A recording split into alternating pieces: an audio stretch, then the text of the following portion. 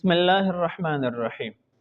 یو ملګری تاسو وکړو چې زموږ د موبایلونو دکان دی، نو مختلف قسم خلک راځي موږ ته موبایلونه وروړي خرڅي. بعض اوقات موږ ته پته چې دا انسان دا موبایل راپټ کړی دی، نو دغه د غلا سیز اغستل موږ د پاره جایز دی او کنه.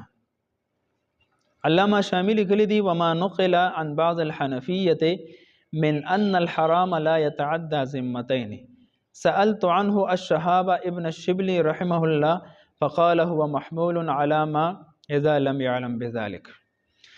د شرعي نقطه نظر مطابق حرام سیز د غلا سیز دا په حرام مال کې داخل دی، دا په خپل استعمال کې هم راوستل ناجایز دی او مخکې د دې خرڅول هم ناجایز دی.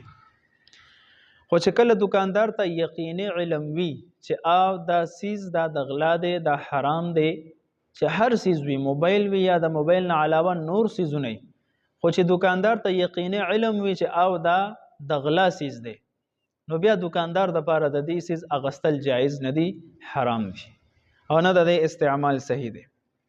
ها البته علما فرمایي کو یو دکاندار ته د دې خبر علم نه چې دا د راپټ کړی دی، دا د غلا دی، یقیني طور سره د علم نه، نو بدی صورت کې دا گنجائش تا چې دا دکاندار ته واخلي خپل استعمال کې راولي یا مخ کې په چا باندې خرڅي، نو دکاندار د پاره بیا د دې گنجائش تا.